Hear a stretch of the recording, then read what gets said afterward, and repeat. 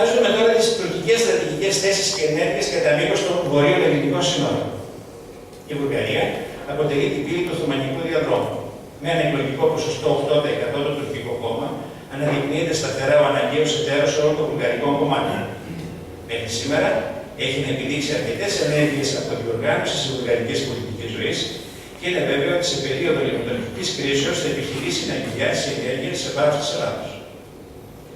Τον Ιούλιο του 2011, οι πρωθυπουργοί Βουλγαρίας και Τουρκίας συζήτησαν τη δημιουργία φράγματος και νέου υδροελεκτρικού σταθμού στον Άρτα.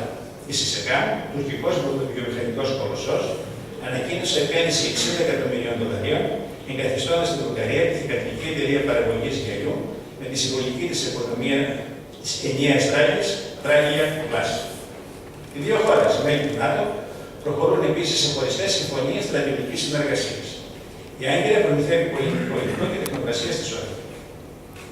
Το κράτος των Σκοπιών αποτελεί το πλέον ευάλωτο όχημα των Νεοοθωμανών στα Βαλκάνια. Η Τουρκία έχει υπογράψει με τα Σκόπια συμφωνία στρατηγικής συνεργασίας και τους έχει χορηγήσει στρατηγική βοήθεια, οικονομική και υλική. Βλέπουμε την τελετή παράδοση υλικού με τον Τούρκο Υπουργό Άμυνας. Με τη βοήθεια της Άγκυρας έχουν κατασκευαστεί και λειτουργούν κοντά στα ελληνικά σύνορα 2 σταθμοί υποκλοπής επικοινωνιών. Η κολοσσία τουρκική ΤΑΒΑ Εποχώδη προκύρωσε την επέκταση, ανάπτυξη και εκμετάλλευση των αεροδρομίων της πρωτεύουσας και της Αθήνας και ενός εμπορευματικού αερολιμένου στο Στύπη. Παράλληλα, αναπτύσσεται συστηματικά η τουρκική επιρροή και όσμωση των ντόπιων με το οθωμανικό παρελθόν και το Ισλάμ.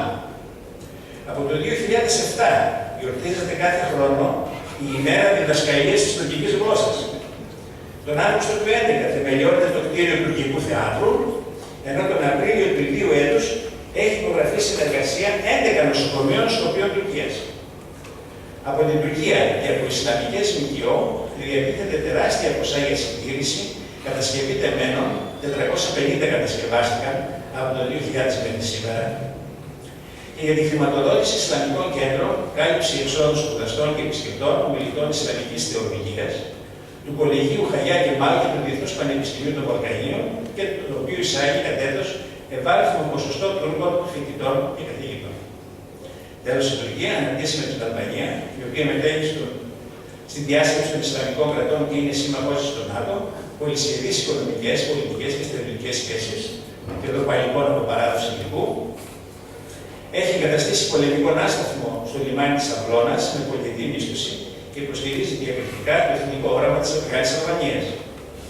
Η Τουρκία είναι έτοιμη να προστατεύσει και φυσικά να διαχειριστεί τον ενιαίο χώρο του αλβανικού Ισλάμ, Αλβανία, Κωσυφοπαίδιο, Σκόπια, τον οποίο ενώνουν υποδομές είτε με ευρωπαϊκή χρηματοδότηση, αυτοκινητόδρομος Τύρανα Πρίστινα, είτε με τουρκική αυτοκινητόδρομος Πρίστινα Σκόπια.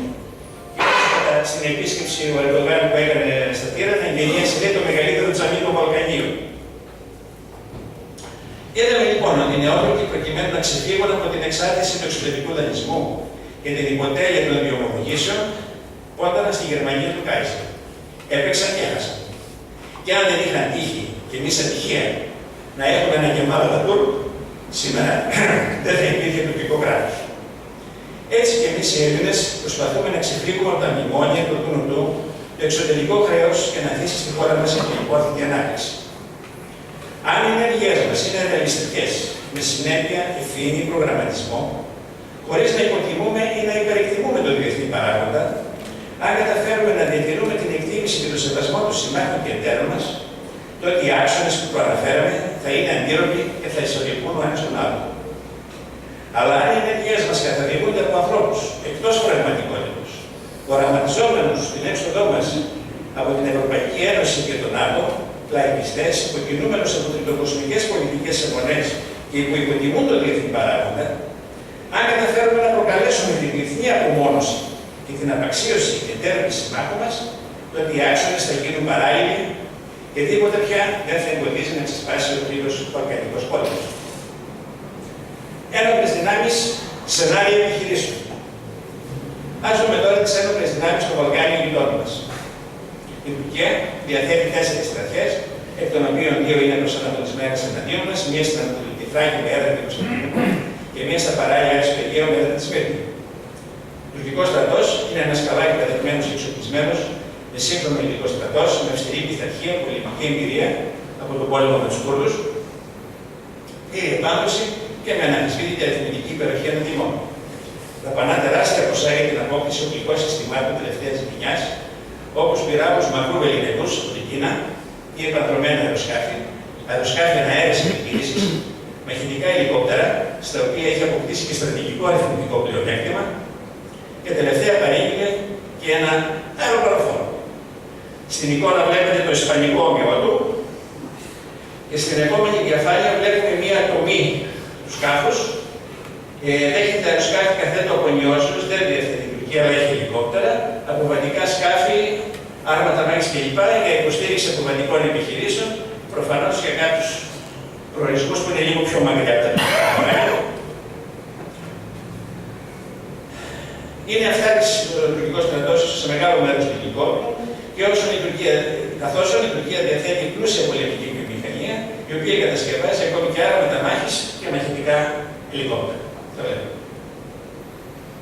Οι άλλοι γείτονές μας έχουν πολύ πιο μικρούς στρατούς, βασιζόμενοι για την ασφάλειά τους στον ΝΑΤΟ, αλλά και στο γεγονός ότι δεν απειλούνται από κανένα γείτονά τους. Έτσι η Βουλγαρία έχει μόνο 2 μηχανοκίνητες ταξιαρχίες και 1 ταξιαρχία ειδικών δυνάμεων, με τους αντίστοιχους σχηματισμούς υποστήριξης και ΔΜ, με σύνολο προσωπικό 36.000 άτομα.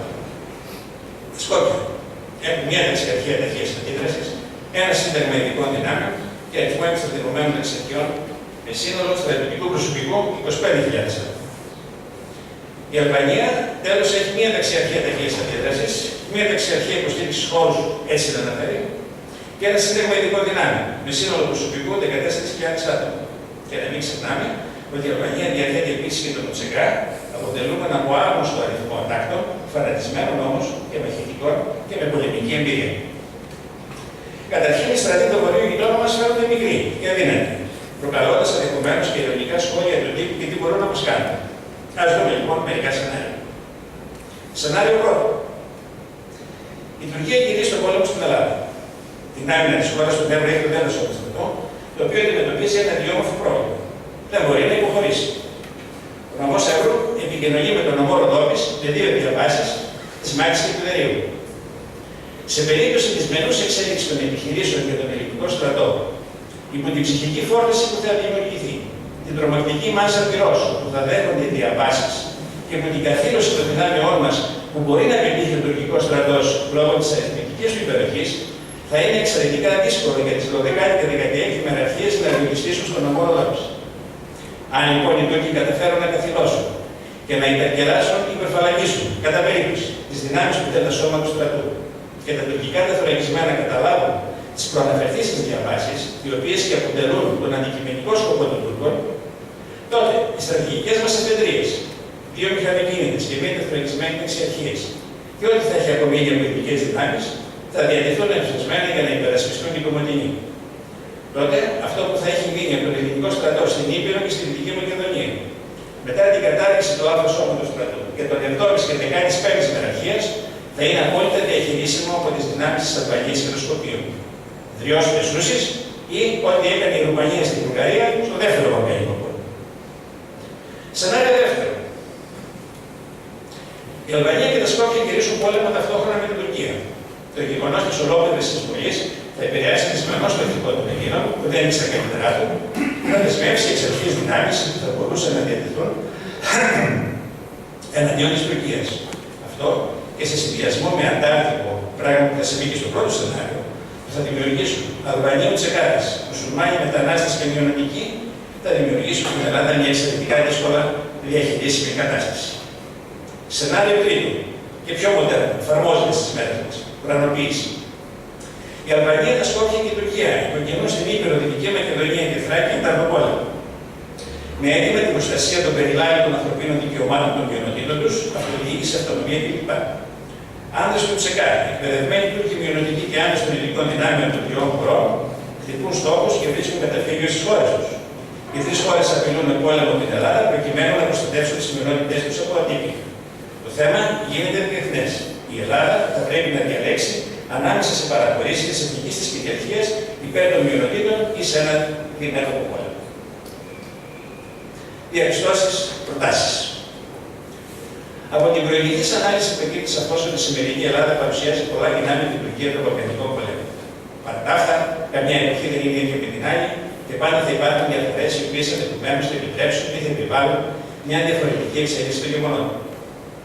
Ωστόσο, δεν μπορεί να αμφισβητηθεί το γεγονός ότι η χώρα μας αντιμετωπίζει σήμερα τη σημερινή, λεπτά και δυσεπίληπτα προβλήματα τα οποία αναφέρθηκαν αναλυτικά και η λύση των οποίων απαιτεί σόφρονα διαχείριση, αφού πρωτίστως σταματήσουμε στο στοκαμιλίζοντας να τα κρύβουμε κάτω από το χαλί. Πολλά πράγματα μπορούν και επιβάλλονται να γίνουν για να αντιστραφεί η δυσμενής, αν όχι επικίνδυνη θέση που βρίσκεται σήμερα η Ελλάδα. Κάποια από αυτά ενδεχομένως να είναι και τα παρακάτω κατά την ταπεινή μας άποψη. Πρώτον, να καταλάβουμε ότι τα εθνικά θέματα είναι σημαντικότερα από την οικονομική κρίση. Από οικονομικές κρίσεις συνήλθαμε κατά επανάληψη, αλλά δεν ανακτήσαμε σπιθανή εδάφους που απολέσαμε. Δεύτερον, να καλλιεργηθεί στον κόσμο και κυρίως στα σχολεία το υπέροχο εθνικό φρόνημα του 12-13. Να μην ξεχνάμε τους Βαλκανικούς πολέμους που σκέφτησαν πρώτα οι δάσκαλοι και ύστερα στην κοινωνική. Να αντιμετωπιστεί η ελευθερομετανάστευση με αποφασιστικότητα και γνώμονα το εθνικό συμφέρον. Δέλτα, να καταβληθεί κάθε δυνατή προσπάθεια από κυβερνώντες και μη προκειμένου να επιτευχθεί η πολυπόθητη ανάπτυξη. Αυτό για το ηθικό του κόσμου θα ανεβάσει, αλλά και θα επιτρέψει την εξέλιξη πόρων για την επάρξη της στρατηγικής μας ισχύως με ελληνικά μέσα. Έψιλο. Να καταβάλουν οι ελληνικές κυβερνήσεις κάθε δυνατή προσπάθεια για την επάυξηση του αξιώματο των ελληνικών ενόπλων δυνάμεων. Οι ένοπλες δυνάμεις είναι ένας χώρος όπου δεν χωράνε μικροκομματικά παιχνίδια και συμφέροντα. Είναι δε ένας ανθρωποκεντρικός οργανισμός που χτίζεται δύσκολα, αλλά υποσκάπτεται εύκολα και γρήγορα. Ο άνθρωπος έχει ψυχή και συναίσθημα που είναι δεκτικά επηρεασμού, ιδίως όταν έχει εξαρτώμενα από αυτόν πρόσωπα του γέρνου ευθύνης. Να ενισχύσουμε στο έπακρο την εμπορική και στρατιωτική μας ισχύ στο υγρό στοιχείο. Η Ελλάδα είναι μια διεθνής ναυτική οντότητα που οφείλει την ύπαρξη και την επιβίωση της στη θάλασσα και στο πλευρό των ναυτικών μεγάλων δυνάμεων. Μια ισχυρή ελληνική παρουσία στο Αιγαίο αποτελεί το καλύτερο γεωπολιτικό αντίβαρο και γεωστρατηγικό αντίμετρο στην τουρκική αδελαξία και επιθετικότητα. Να ανασυσταθεί το άρθρο σώμα στρατού και οι 8η και 15η μεραρχίες και να μελετηθεί μια β' γραμμή άμυνα στη Θράκη. Τελευταίο, να χαραχθεί μια σοβαρή γεωστρατηγική πολιτική, χωρίς κουμπαριές και ζευγές, η οποία θα εξασφαλίσει την διεθνή αναγνώριση και σεβασμό της Ελλάδος και η οποία θα ακολουθείται με συνέχεια τη συνέχεια. Η Τουρκία δεν είναι αλάθητη. Στην αλαζονία της και στην προσπάθειά της να καταστεί υπερδύναμη, προσέγγισε σε πολιτικές της λύσεις. Δεδομένου ότι έγινε εμφανής η αντίληψη της ανεξάρτητης τουρκικής εξωτερικής πολιτικής, η οποία με τη σειρά της διολίστησε σε πολλά αδιέξοδα. Διατάραξε σχέσεις με Τουρκία και Ισραήλ, υποστήριξη αδελφών μουσουλμάνων στην Αίγυπτο, χειρισμή στην κρίση της Συρίας κλπ. Η Ελλάδα, στην παρούσα φάση, έχει δύο σοβαρά πλεονεκτήματα: τους διάνθρακες και τον άξονα Ελλάδα-Κύπρος-Αίγυπτος-Ισραήλ. Αν καταφέρει και τα αξιοποιήσει, θα εξασφαλίσει σοβαρά οικονομικά και γεωστρατηγικά πλεονεκτήματα. Απαιτείται όμως προσοχή και υπευθυνότητα, καθώς η Άγκυρα απέδειξε ότι εφαρμόζει την αρχή η καλύτερη άμυνα είναι η επίθεση. Βλέπε Μπαρμπαρός. Επίλογος.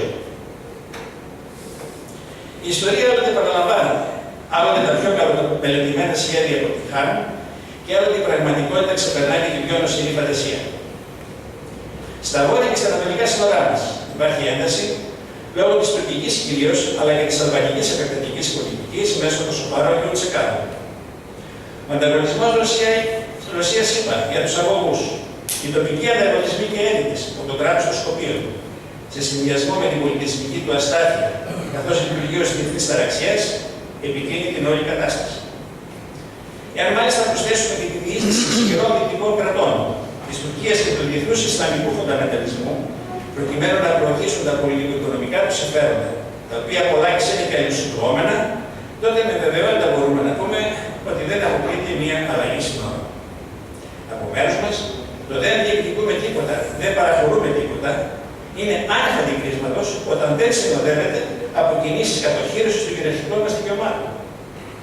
Η ιδεολογική πίστη ότι η οικονομική συνεργασία ή η διαπλοκή οδηγεί αναγκαία σε άμεση των γεωπολιτικών και πολιτικών αντιθέσεων δεν έχει κανένα ιστορικό στήριγμα. Χώρες που πετυχαίνουν είναι εκείνες που μαθαίνουν από την ιστορική εμπειρία και που δεν παραδίδουν το κράτος σε ομάδες συμφερόντων, των οποίων τα ιδιαίτερα συμφέροντα δεν εξυπηρετούν τα συμφέροντα του κοινωνικού συνόλου και δεν συμπίπτουν με αυτά. Ο ιστορικός χρόνος δεν είναι ταυτόσιμος με τον βιολογικό. Υπάρχουν εποχές όπου συμπυκνώνεται η πρόοδος και ανατρέπεται η στασιμότητα και η φθορά. Οι άνθρωποι όχι, αλλά τα κράτη μπορούν να εξελιχθούν. Ευχαριστώ πολύ.